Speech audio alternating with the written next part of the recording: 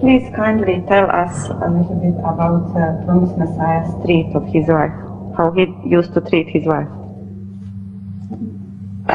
Well, as ideally as it can be possible, because he followed the tradition of Hazrat Rasulullah sallallahu alaihi wasallam. In treating his wives, Rasulullah sallallahu was so kind and so tolerant of their faults. This is unthinkable for anyone else to behave like that. The only person we know in history who followed him in footsteps as perfectly as man can was Hazrat Muslim. So all his treatment to his wife was shaped by his understanding of the treatment of Ahmad of his wives, by him of his wives. So this is the answer in a nutshell. But if I begin to explain, it will take me a long time, referring to various episodes in his life, and I have got the material ready with me, which I thought I would speak on during my Urdu class. Because nowadays I am telling Urdu class things about Hazrat Muslim and his various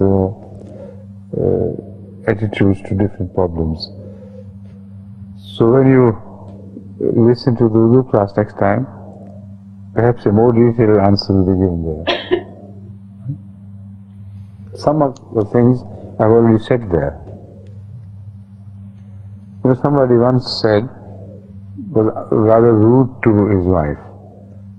And another companion of Muslim, partly joking but partly seriously, said, "Don't you know it's a woman's rule in the world?" That was Victoria was an empress who was a lady, and she was a very kind ruler of the world, very honest and very just.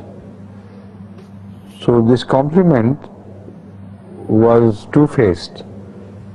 First, it was a lady who was ruling the world, and that lady is just.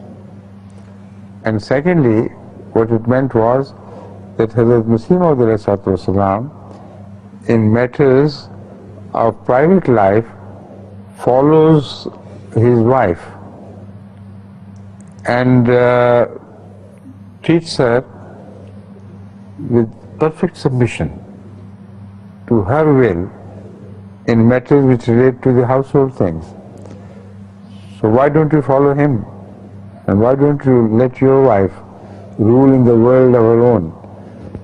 So this is a beautiful answer given by Hazrat Maulvi Abdul Karim Sahib, who was a very wise person and who had studied Muslim Islam from very close.